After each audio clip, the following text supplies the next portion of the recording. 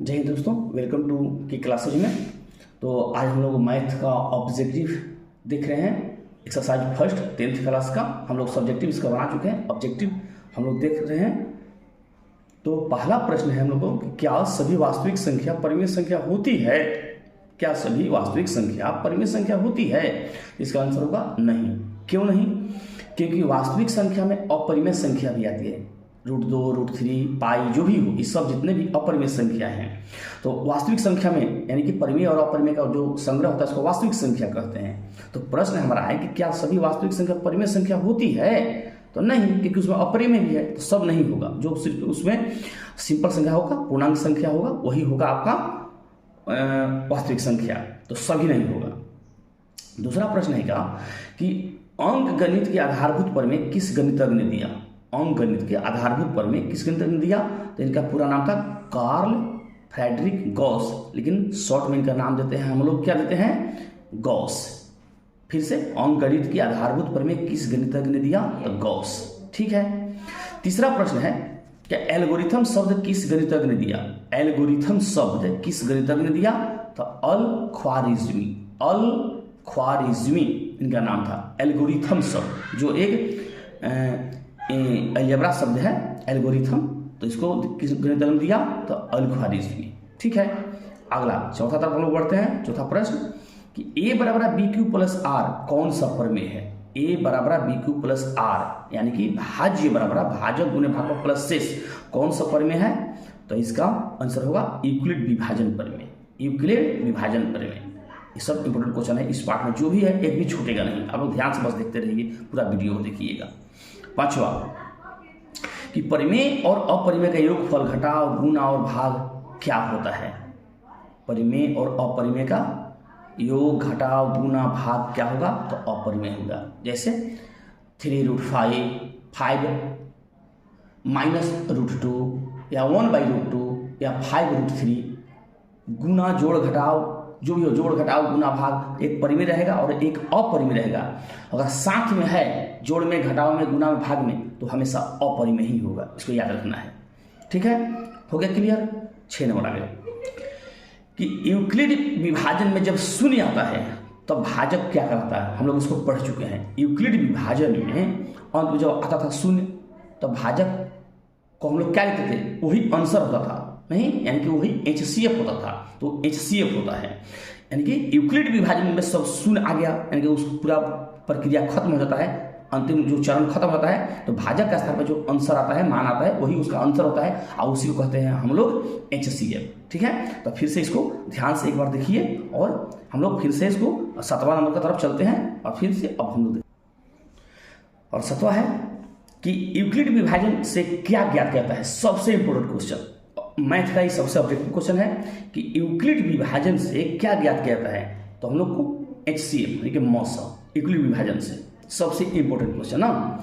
उसके बाद चलते हैं हम लोग 8वां, और ये तो हर एग्जाम में पूछने वाला प्रश्न है। देखने के लिए साधारण लग रहा है, लेकिन हर एग्जाम में पूछ जाता है कि धनात्मक पूर्णांक A और B के लिए a बराबर BQ प्लस R में R का मान होगा। फिर से प्रश्न देख लीजिए, इसको बार इसको टिक भी लगा लीजिए, जब आप लोग उतारिएगा इसको टिक लगा लीजिएगा कि धनात्मक पूर्णांक A और B के लिए a बराबर BQ प्लस R में R का मान होगा। तो 0 छोटा और बराबर R से, और R छोटा है B से, यानी कि जो B है इसमें सबसे बड़ा है, R से भी बड़ा है, और जो R है वो 0 से बड़ा और बराबर है। यहाँ पर ध्यान रखना है, इसको इस कंडीशन को रखिएगा। ऑप्शन दे देगा कि 0 बड़ा R बड़ा B, या A जो बराबर चिन्ह है यहाँ पर दे देगा। तो इसको ध्यान रखना है, A इस कंडीशन के बाद 0 जो है छोटा और बराबर है R से, और R छोटा है B से। ठीक है, इसको ध्यान रखिएगा। अगला प्रश्न है कि 2 लगातार संख्या या 2 विषम संख्या का मौसा होगा। 2 लगातार संख्या या 2 लगातार विषम संख्या, यहाँ पर 2 लगातार लिखेंगे, 2 लगातार विषम संख्या, यहाँ पर लिख सकते हैं 2 विषम संख्या नहीं, 2 लगातार, 2 लगातार यहाँ पर लिख सकते हैं, या 2 अभाज्य संख्या का जो मौसा होता है वो 1 होता है। याद रखना, जिससे मान लीजिए 2 10 11 15 16, या 2 है जो लगातार 3 5 7 9 11 13, ठीक है, उसका मौसा जो होगा हमेशा 1 होता है, 1 हो गया। फिर दो लगातार सम संख्या का मौसा होता है 2, जैसे 2 और 4 का मौसा, 10 12 का मौसा, 20 22 का मौसा हमेशा क्या हो जाएगा 2, ध्यान रखिएगा, ठीक। फिर है कि यूक्लिड विभाजन एल्गोरिथम को कौन सी विधि कहते हैं, या इस विधि का क्या नाम है, ये सबसे इम्पोर्टेंट है। तो किसको कहते हैं, कलन विधि, कलन विधि। यूक्लिड विभाजन एल्गोरिथम को कलन विधि कहते हैं। कौन सी विधि, तो कलन विधि। फिर ध्यान रखना आप लोग कि 2 संख्याओं का गुणनफल किसके बराबर होता है। 2 संख्या जब आएगा तो उसके किसके गुणनफल, तो होता है HCF गुने LCM, ठीक है। चलो आगे चलते हैं हम लोग। फिर इसमें है कि शांत दशमलव प्रसार का रूप होता है, ये 9th में भी हम लोग पढ़े हैं। शांत दशमलव का रूप होता है का, जो हर का रूप होता है 2 पे पावर m गुने 5 पे पावर n होता है। यानी कि जो भी हम लोग हर का जो संख्या को तोड़ेंगे तो या तो खाली 2 में टूट जाए, या सिर्फ 5 में, या 2 5 दोनों में, तो वही है इसका रूप 2 पे पावर m गुने 5 पे पावर n। ये बार बार ऑब्जेक्टिव आता है। फिर है कि पाई या पाई बटा 2 कैसी संख्या, ये तो एकदम इंपोर्टेंट क्वेश्चन है मैट्रिक के लिए, हमेशा पूछ रहता है कि पाई या पाई बटा 2 कैसी संख्या है, तो अपरिमेय, ठीक है। पाई या पाई बटा 2 कैसी संख्या है, तो अपरिमेय संख्या है, ठीक है। कितना नंबर हो गया हम लोग को, 14 नंबर। 15 की तरफ चलते हैं हम लोग। चलिए 15 है, शून्य कैसी संख्या है। शून्य देखिए बताए थे आप लोग को, परिमेय संख्या, ये 9th क्लास का पहला पाठ का पहला ही क्वेश्चन है कि शून्य क्या परिमेय संख्या है। तो हाँ, तो कैसे हम 0/1, 0/2, 0/3 लिख सकते हैं और उसका मान 0 होता है, इसलिए 0 एक परिमेय संख्या है। एक कैसी संख्या है, तो एक कैसी संख्या है, एक है प्राकृत संख्या, तो इसको लिख सकते हैं ना अभाज्य है ना यौगिक है। अभाज्य क्यों नहीं है, क्योंकि अभाज्य जो करता है उसका 2 गुणनफल होते हैं, एक और स्वयं, तो एक का एक ही है, तो इसलिए इसको कहते हैं हम लोग प्राकृत संख्या या गिनती की संख्या कहते हैं, इसलिए ना अभाज्य है ना यौगिक है, ठीक।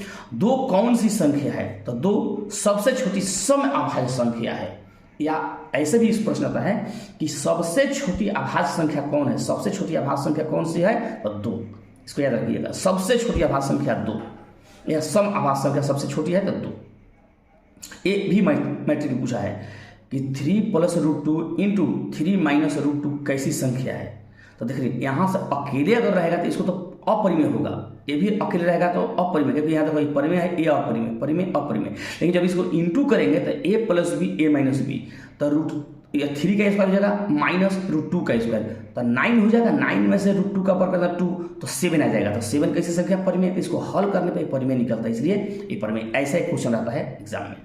फिर देखिए 2 परिमेय संख्या के बीच कितनी परिमेय संख्या होती है, सबसे इंपोर्टेंट क्वेश्चन, ये हर बार कोई आपको पूछेगा भी जांचने के लिए कि 2 परिमेय संख्या के बीच में कितने, तो अनगिनत, लाखों करोड़ों, अनंत, इसको कोई गिनती नहीं है, आप कितना भी इसको निकाल सकते हैं, ठीक है। आगे चलते हैं, इसको एकदम याद रखिएगा, 2 परिमेय संख्या के बीच कितनी परिमेय संख्या है, तो अनंत, अनगिनत। किस संख्या का अभाज्य गुणनफल के रूप में लिख सकते हैं, तो अभाज्य गुणनफल में यौगिक संख्या को हम लोग लिख सकते हैं, अभाज्य को नहीं, हम लोग यौगिक संख्या को अभाज्य गुणनफल में हम लोग लिख सकते हैं, ठीक है। जैसे मान लो 10 को भी हम लोग तोड़ सकते हैं, ठीक है। अपना हम लोग कोई भी संख्या को अभाज्य गुणनफल में ही तोड़ते हैं। फिर देखिए यहाँ पर √3/√2 कैसी संख्या है, √3/√2, तो √3/√12 है, कैसी संख्या है, तो परिमेय। देखने से लग रहा है कि अपरिमेय, लेकिन हम जो √3 नीचे जब हम तोड़ेंगे तो 4 × 3, तो 4 का वर्गमूल 2 निकल जाएगा, और √3 रूट बन जाएगा, तो √3 कट जाएगा, 1/2 बचेगा, तो 1/2 कैसे संख्या है, परिमेय। ये एकदम भुलवाने वाला प्रश्न देता है। अब देखने से लग रहा है कि अपरिमेय, लेकिन है ये परिमेय, ठीक है।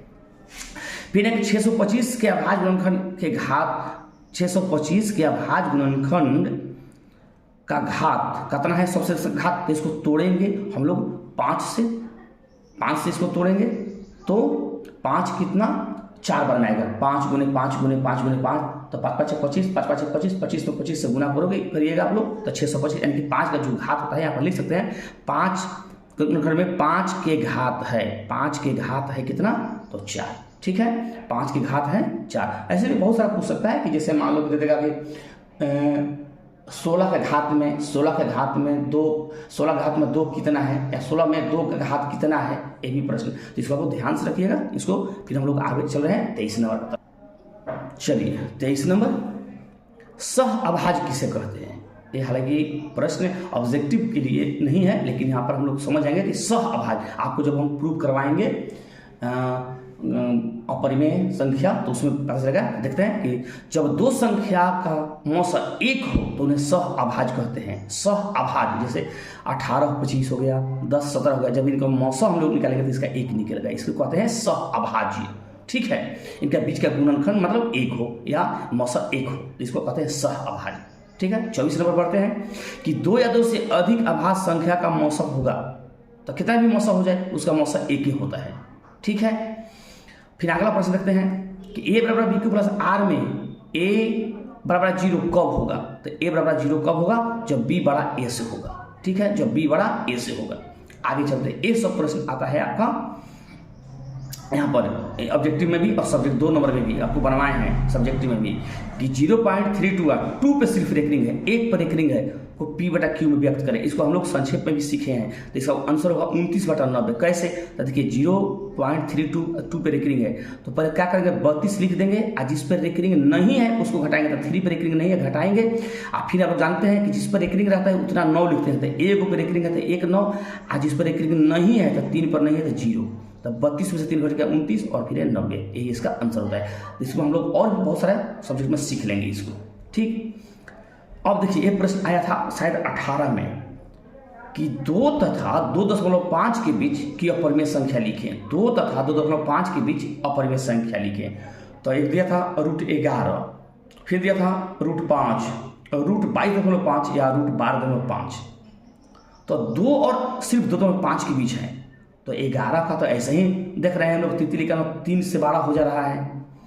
22 का देखते हैं चाचों का 16 4 से अधिक हो रहा है। 12 का देख रहे हैं 3 से इसका भी बड़ा आ रहा है, तो ऐसे भी इसको √5 कितना होता है 2.23 शायद जो भी हो, इतना मतलब √5 का वर्गमूल तरीके इसके और इसके बीच में आएगा 2 3, तो 2 और 5 के बीच में एक अपरिमेय संख्या होता है।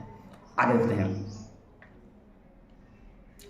यदि n एक प्राकृतिक संख्या है तब √n क्या होगा। जो प्राकृतिक संख्या में रूट आता है तो कभी क्या हो सकता है कि प्राकृतिक संख्या परिमेय भी होगा, या कभी प्राकृतिक संख्या भी परिमेय भी हो जाएगा, कभी अपरिमेय भी हो जाएगा, क्योंकि प्राकृतिक संख्या है। जैसे मान लीजिए कि अगर √7 है तो उसको हम अपरिमेय कहेंगे, अगर √16 है तो उसको 4 वर्गमूल निकलेगा तो परिमेय हो जाएगा, तो कभी परिमेय तो कभी अपरिमेय। हालांकि यहाँ कभी प्राकृतिक संख्या भी दिया है, हो सकता है ऑप्शन यही हो, तो यही तो परिमेय भी अपरिमेय दोनों हो सकता है। आगे देखते हैं कि संख्या रेखा पर प्रत्येक बिंदु प्रदर्शित करता है। संख्या रेखा पर प्रत्येक बिंदु किसको प्रदर्शित करेगा, तो वास्तविक संख्या को। संख्या रेखा पर रूट वाला भी बनाते हैं, संख्या रेखा से दिखाते हैं √5 √3, ये सब हम लोग 9th में पढ़े हैं, तो वास्तविक संख्या को दिखाता है। ठीक है, यहाँ पर एक प्रश्न है कि निम्न में कौन शांत है। निम्न में कौन शांत है, 11/700, 91/2100 या 343/2 5 या 7 या कोई नहीं। तो इसको जब तोड़ेंगे तो नीचे 7 आ जाएगा, इसको भी 7 आएगा, लेकिन जब इसको तोड़ेंगे तो 7 का आएगा क्यू ए वाला, तो 7 क्यू कट जाएगा, सिर्फ नीचे बचेगा 2 5 इसका फाइनल आंसर यही हो जाएगा। इसको ध्यान। तो इस टाइप से एक प्रश्न रहेगा पूछने के लिए, ठीक ना। 3 नंबर हम लोग 30 है, इसको ठीक से देखिएगा 30 को। फिर हम लोग आगे चलते हैं।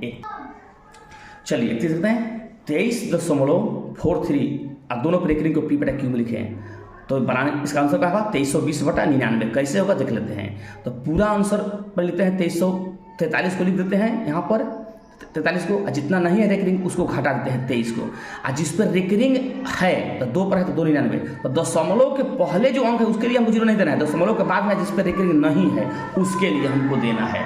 ठीक है, तो देख रहे हैं हम लोग यहाँ पर घट कर आया है क्या 2320/99। ठीक है, आगे चलते हैं कि सबसे छोटी पूर्ण वर्ग संख्या है जो 16 20 तथा 24 से भाज्य हो। तो क्या करेंगे, इस सबको हम लोग लघुत्तम निकाल देंगे। एलसीएम जो निकालेंगे 16 20 और 24 का, तो ये हो जाएगा 3600। तो ये 3600 सबसे छोटी पूर्ण वर्ग संख्या है, निकालेंगे तो उसके जरूरी नहीं कि यही आएगा, उसके वर्ग माने देखेंगे कि उस माने वर्ग भी हो जाए। तो 3600 कितना होता है 60 है, और इसका जो उतना भी वर्गमूल आए तो उसको हम एलसीएम है, एलसीएम लस और उसके जो हम लोग देखेंगे कि नज़दीक कौन ऐसी संख्या है जिसका हम लोग वर्ग निकाल देते हैं। तो 3600 ये देखते हैं कि 6x⁴y तथा 12xy का मौसा क्या होगा। तो मौसा क्या होता है, जो दोनों में शामिल होता है, यानी कि देखते हैं कि क्या 6 और 12 है, तो पहले 6 हम लोग कॉमन इसमें निकाल देंगे, इसमें x⁴y है, xy तो xy सिर्फ निकलेगा, तो इसी आपका मौसा क्या होता है, जो दोनों में शामिल होता है उसी को मौसा कहते हैं। ठीक है, आगे देखते हैं कि किस गणितज्ञों का राजकुमार कहा जाता है। गणितज्ञों का राजकुमार किसे कहा जाता है, ये भी प्रश्न है। तो कार्ल फ्रेडरिक गॉस, इसको गणितज्ञों का राजकुमार इन्हें कहा जाता है। ठीक है, गणितज्ञों का राजकुमार किसे कहा जाता है, तो कार्ल फ्रेडरिक गॉस को। ठीक है, चलिए अब ये सब कुछ क्वेश्चन हैं, ये सब क्वेश्चन ये फिलहाल ही मैट्रिक में सब आया हुआ है, इसलिए यहाँ पर हम लोग नोट कर लिए हैं आपको बताने के लिए। ये सबसे इंपॉर्टेंट क्वेश्चन, सबसे छोटी अभाज्य तथा सबसे छोटा भाज्य का गुणनफल कितना होगा, तो 8। कैसे, तो सबसे छोटी अभाज्य क्या होता है 2 और सबसे छोटा भाज्य क्या होता है 4, तो 4 में 2 से गुना करेंगे तो 8। फिर कौन परिमेय संख्या है, इसको थोड़ा सा याद रखिएगा, सबसे छोटी अभाज्य और सबसे छोटी भाज्य का गुणनफल 8। कौन परिमेय है, तो कौन इसमें परिमेय है हम लोग देख लेते हैं। ये पाई है, √7 है, √16/√25 है, ये 3 √3 और √2। तो ये पाई अपरिमेय है, √7 इसका वर्गमूल नहीं निकलेगा, अपरिमेय, ये भी नहीं कटेगा अपरिमेय, लेकिन इसका वर्गमूल निकलेगा 4/5 हो जाएगा, तो 4/5 हो जाएगा परिमेय। ठीक है, ये देखते हैं किसी धनात्मक पूर्णांक a तथा b के लिए a b का मौसक और लसक किसके बराबर होता है, तो पहली संख्या में दूसरी संख्या, जो a और b होता है वो पहली संख्या, b होता है दूसरी संख्या, तो पहली संख्या गुने दूसरी संख्या। ठीक है, इसको देखते हैं कौन अपरिमेय संख्या नहीं है, अपरिमेय संख्या इसमें नहीं है, तो सब इसमें अपरिमेय देखते हैं। ये तो अपरिमेय है, √2/5 ये भी अपरिमेय, वर्गमूल निकलेगा नहीं, √3/7 ये भी है, ये है आपका अपरिमेय है, ये परिमेय है। कैसे, इसको हम लिख सकते हैं क्या 25 या 75, तो 25 का गुण 5√3, इसको लिख सकते हैं 5√3। ऐसे लिखते हैं 16/48 यानी कि 4√3, तो √3 कट जाएगा, तो ये हो जाएगा आपका 5/4, तो ये हो जाएगा आपका परिमेय, यानी कि यह परिमेय नहीं है। ये भी वही है कि कौन परिमेय है, इसमें कौन परिमेय है, तो √3 अपरिमेय है, 4 + √5 अपरिमेय है, √6 भी अपरिमेय है, देखिए ये √2 कट जाएगा, खाली 2 बचेगा, तो ये परिमेय है। ठीक है, इसमें देखते हैं कौन अलग है, वही मैंने परिमेय और कौन अपरिमेय है। तो देखते हैं यहाँ पर कि ये 3/5 क्या है, ये आपका परिमेय संख्या है। ये 16/4, तो 16 का 4 और 4 का 2, तो 4/2 ये भी परिमेय हो जाएगा। 25/9 ये भी परिमेय है, लेकिन √2/5 ये हो जाएगा अपरिमेय, यानी कि ये अलग है, तीनों से ही अलग है, और √2/5। ठीक है, तो इस तरह से हम लोग को ऑब्जेक्टिव यहाँ पर 40 को था है। इतना अगर कंप्लीट आप लोग कर लीजिएगा तो लगभग वास्तविक संख्या का आपका सब क्लियर हो जाएगा।